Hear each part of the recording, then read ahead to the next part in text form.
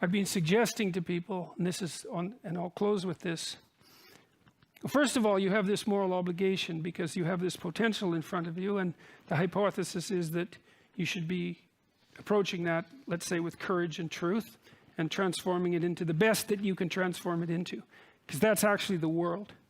And you do that locally. You do that to the limits of your power.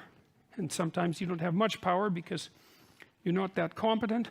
And sometimes you have a lot of power and you're very competent, but it doesn't matter. You have a certain amount of potential at hand, and you can either transform it into the order that's good, or you can do the opposite and generate a little bit of hell right here and now. And if enough of us do that, then we get a very large amount of hell right here and now. And we've seen that multiple times, particularly in the 20th century, with the establishment of great totalitarian regimes that were based on nothing but lies, that were as close to hell as anyone could possibly desire, short of metaphysical reality. But it's worse too. It's not only, I think, that you're called upon. This is a responsibility. You're called upon to act ethically in the face of this potential that confronts you, so that what you produce is good. But there's a part of that that's worse, that's more burdensome than that even. Because that's burdensome enough. Make a mistake, bring something into reality that shouldn't be there. And then it's there. And then it's there to plague you, and it's there to plague the people around you, and it's not going to go away till someone fixes it. So that's a scary thing. But the other thing is that even if you fail to take the responsibility that's laden upon you, to use truth, to structure possibility properly, then you leave a hole in the structure of being that you could have filled with something good. And it doesn't just stay there as a hole, it's that you invite something that's terrible in to take its place. And that's what happens when people become bitter and resentful and cynical, because they've been hurt in their lives, and they start to use deception, and they start to deviate from the desire to confront the potential that surrounds them properly and to make things better. They look for revenge. They look to hurt. They develop malevolent motives.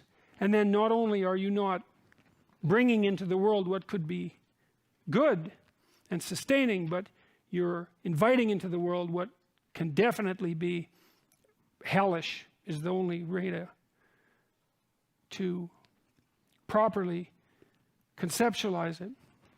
And so I think that there isn't anything more meaningful or real than the idea of individual sovereignty, and that it's mostly predicated on, not on rights, but on responsibility, which is where our cultural conversation has gone wrong, because we've been talking about rights forever. It's like you have a responsibility. You're given a modicum of possibility to play with in your life, to do something with, to build something with. And what you build is dependent on your ethical choices. And it's the sum total of those ethical choices that create the world. And then I'll close with this. We actually believe this politically, because our Western systems, which are quite functional, are also predicated on the idea that you're sovereign. Well, what does that mean? Well, it means the government has to respect your rights. But like I said, we've talked too much about rights. There's more to it than that. The proposition is that the state is blind and old and decayed and dead, and it requires the vision and the truth of the living in order to keep it on track. And so what you do to keep it on track is you consult the living, each one of us, as sovereign individuals. And the reason you do that is because of the proposition that you could actually do that. You could open your eyes, you could see what was in front of you, you could speak the truth, and you could keep the ship of state properly afloat and oriented in the correct direction. And our entire society is predicated on that idea as well. And so that's the responsibility. right? And it's a burdensome and terrible responsibility.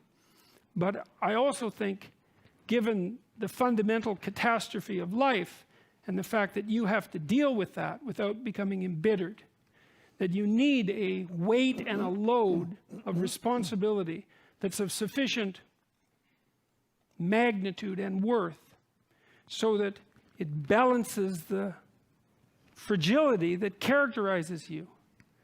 You could make things better. You could reduce suffering in the world. You could act in a meaningful and truthful way. And there would be nothing in that but good if it was good that you wanted. And that's all at the bottom of what constitutes the self-evidence of our equality before God, our inalienable rights, and the requirement for the consent of the governed. Thank you very much.